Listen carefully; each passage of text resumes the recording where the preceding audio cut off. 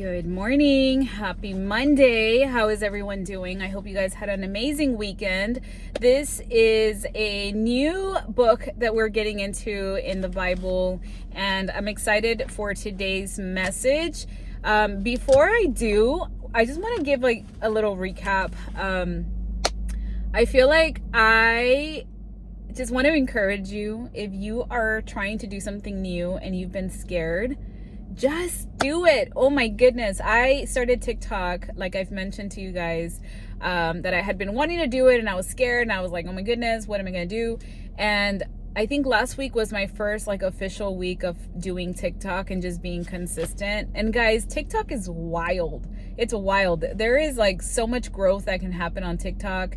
And I think I've just been sleeping on it way too long. Unfortunately, it's going to go away soon, but it's okay. The point is that it's the practice of things and just getting more comfortable.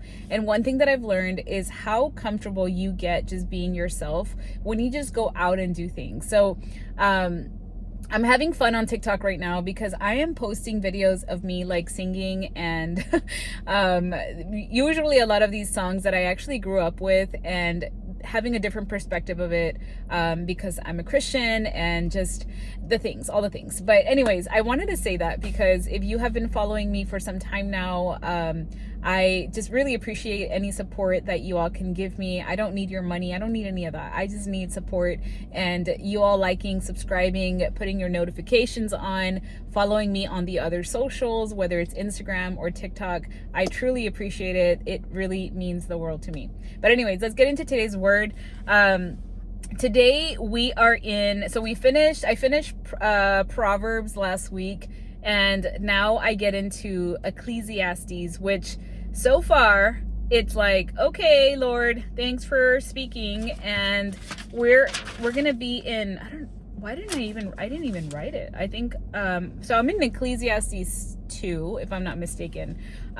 So I'm going to read the verse. It says, "So I decided there is nothing better than to enjoy food and drink and to find satisfaction in work. Then I realized that these pleasures are from the hand of God. For who can eat or enjoy anything apart from him? God gives wisdom, knowledge, and joy to those who please him. But if a sinner becomes wealthy, God takes the wealth away and gives it to those who please him. This too is meaningless, like chasing the wind." So this is Solomon speaking, and we all know King Solomon is so wise. Like he has been given so many things. He was given wealth and riches and the people and leadership and wisdom above all things, and yet he is in Ecclesiastes. If you read the first chapter, it feels very negative, like very down, and a little bit like he woke up in the wrong side of bed. But what he's truly saying, especially in this is verse 24 to 26, if I'm not mistaken, what he's trying to point to is that all of these things of the world, honestly, they don't matter. That what he sees is the patterns and the history repeating itself, that like people try to enjoy life through gathering their treasures, through titles, through positions, through all these things. But at the end of the day, those things really don't matter. And so this, I feel like, is kind of like a pinnacle of what he's trying to say, is that really the satisfaction is in the work, and the satisfaction is doing it for the Lord. So in verse 24, Solomon is talking about enjoying life's basic pleasures like food and rest, fellowship, and finding enjoyment in work. This is like finding the enjoyment in the work, not just enduring it. And I think that this is relatable, because a lot of the times when we're going through a hard season, it's real easy to be like, okay, well, I'm enduring it with the Lord, and you're just like getting through and you're pushing through. But what if we take a moment, we pause, and we say, let's enjoy this moment. Let's enjoy the hard seasons too, right? Why? Because for one, we get to do it with the Lord, and two, there is so much growth, so much wisdom that can come from that. And if we can't just be downcast during those times. Instead, enjoy those little things. Even in the midst of chaos and craziness, thank the Lord that we get to eat. Thank the Lord that there is time for rest, right? Thank the Lord for a healthy body, healthy mind, for another day that we get to wake up and be in his will. Solomon is saying here that God intends for us to find joy in the everyday things of life, including the work. So I want to remind you today, like whatever season you're in, whatever hard times maybe that you're going through, maybe it's something at your job, maybe it's at home, relationships, big decisions, I don't know, whatever it is, you can find joy in the work and find joy in the little moments, because life and work are both a gift from God, and it's part of his design for us.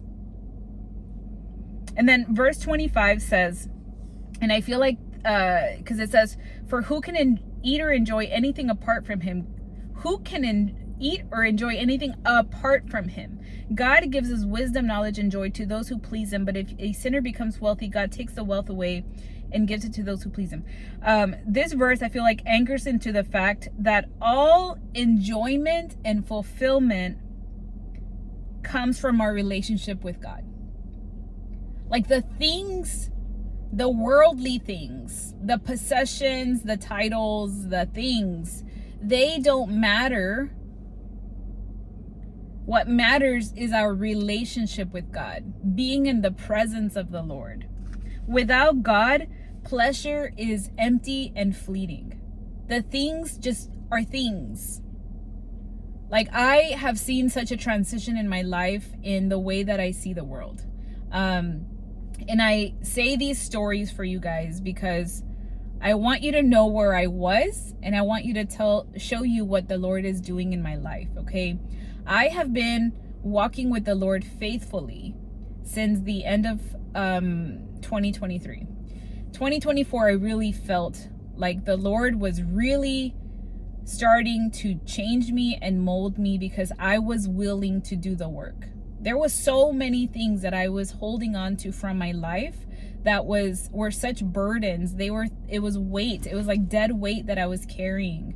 There was so much unworthiness that I felt, so much doubt that I felt in myself. I lacked the confidence. And I think especially for somebody that's online, it's real easy to believe that I must have it all together because that's what people see on social media. But there was so much doubt that I had in myself.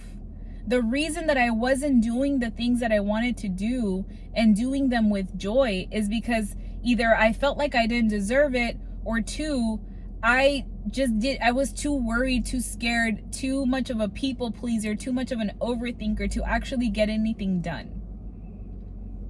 And there was a time in my life, because this is how I started social media. I started social media talking about my house. I was building a home, my dream home, which again, this was a blessing from the Lord, and I never wanted to take away from that. But it easily became where I just became fixated on like having the newest thing to decorate my house with, or like, I don't know, like it was a thing where I was like, I'm kind of like over talking about my house. Like my life isn't my house, but yet I found that I was idolizing this thing because it was like social media dragged me into this pit of idolization of my home. I don't know if that makes any sense.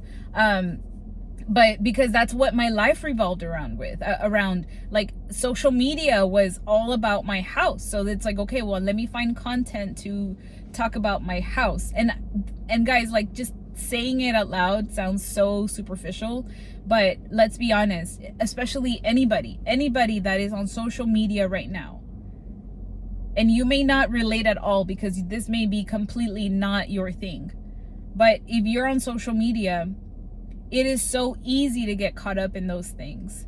And there was a point where this was in 2022. So this was the year, okay, mind you, the year that I moved into my house. It was also a week after I moved into my house that I changed jobs. And then a few months after that, maybe 2 to 3 months after that, that the Lord called me to go part-time.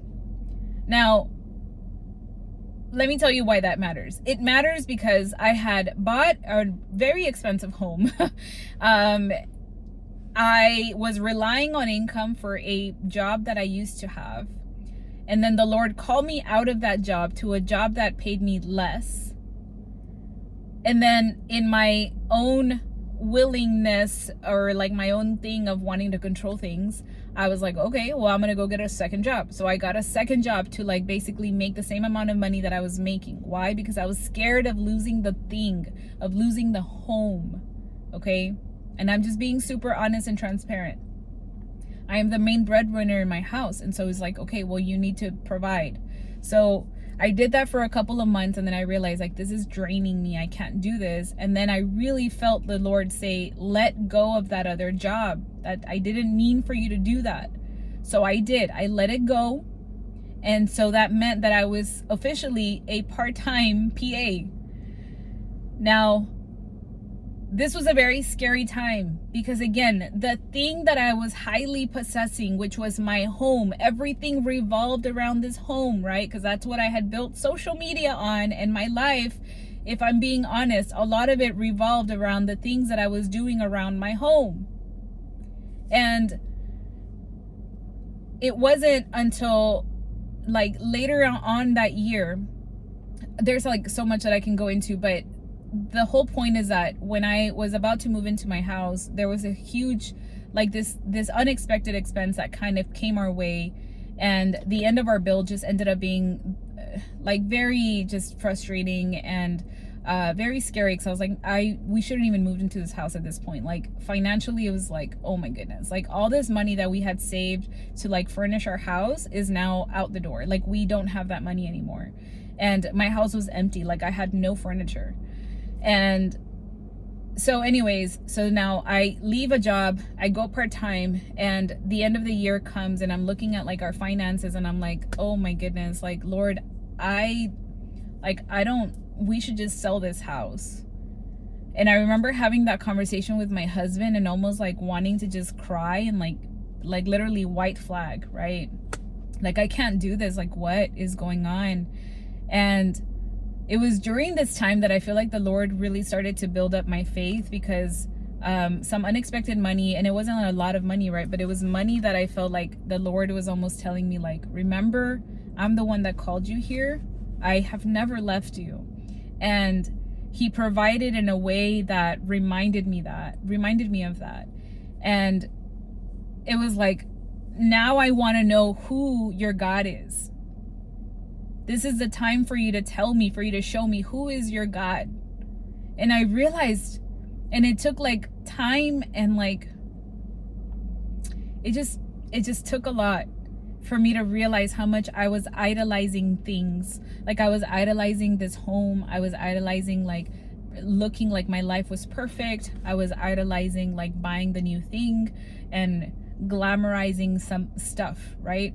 And I was like using my time to edit videos and like record content, but I was not putting God first in my life.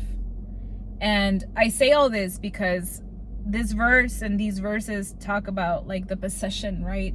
And how the world makes us think that we should be chasing these things. We should be chasing like getting the thing, right? Buying the home, like getting married, having babies, like all these things. Like even though those are like, for example, the marriage and baby thing, like it's a relationship, it's still a thing that the world almost pushes us like to say like, if you don't have that, then you have nothing. And that's a lie. Like the titles and the positions and the riches and all the things, like this Ecclesiastes comes from Solomon, who had it all. Like he was a king that had all of the wealth and the things and the positions and the honor and the wisdom. And he's telling us here, those things don't matter if you don't have the Lord. Like look at your life right now and see, like, what am I doing? What am I idolizing? What am I holding on to so hard, like so tightly in my hands, that am I willing to let those things go just to be in the presence of the Lord? That is what we should be doing. That is what we should be focusing on. The contentment is spiritual, not physical or emotional. Without God, even the best things lose meaning. So true. I could have all the things in the world, but if I don't have God in my life, like, this is how I see things now. If I don't have God in my life, it's worthless. It doesn't even matter. I would much rather be in his presence and have nothing than to have all of the things and not have the Lord. Are you willing to say the same about your life? Like, I've told the Lord, like, I don't know why it makes me emotional, but like, this business that I'm building, right? I do believe that the Lord called me to this and that he's the one leading this. And I tell him all the time, like, God, like, be at the forefront of this. Be the CEO of this company, you know? And I've also told him that if it's something that I put before him, even YouTube, I tell him the same thing, then take it away. Then take it away. I would much rather have you in my life, Lord, than the things that I am wanting, that I'm desiring, because I should desire you and your presence more than these things. Verse 26 shows us basically a cause and effect, that pleasing God results in true wisdom, knowledge, and joy. It's so true, guys. Like, the closer I get to the Lord, the more that I get closer to God, I feel like the purpose in my life is so solidified, because I know that I want to please him, that I want to serve him, that I want to love him, that I want to be in his presence.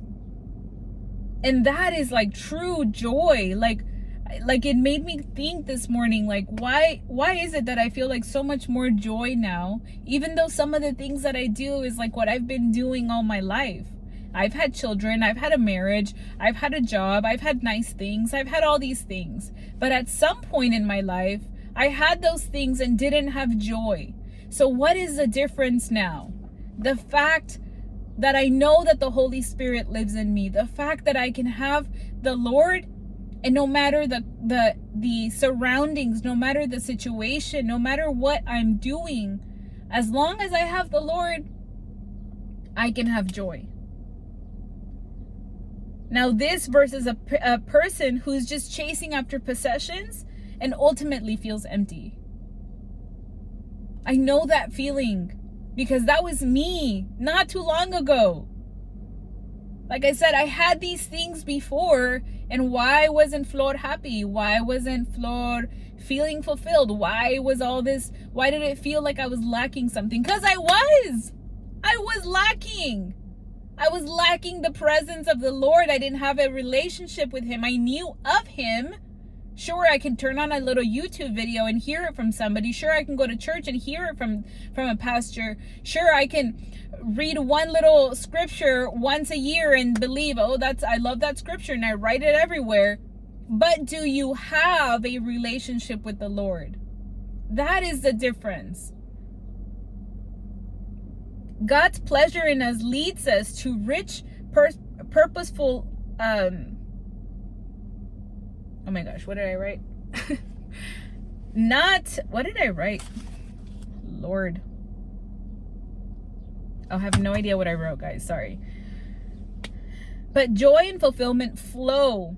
Joy and fulfillment flow from our relationship with God and living according to his will.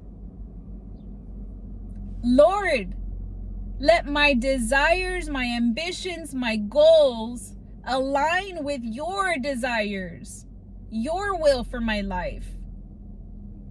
Whatever doesn't belong, whatever is there and doesn't belong, take it away. You can have it. You can have it all. Because all I want is that joy and fulfillment that comes because I know you, because I'm in your presence, because I have a relationship with you. This is a reminder to celebrate the daily blessings that he gives you. And if you're like, Flor, I don't have it. No, you do.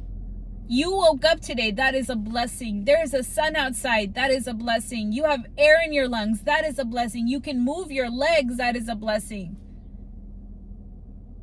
You have food on the table. You have warmth. You have heat. You have whatever it is. You have clothes. Those are his daily blessings. You have a partner. You have children. You have relationships, right? You have a job. I don't care if you like it or not. I've been there. But it's a blessing because it comes from the Lord.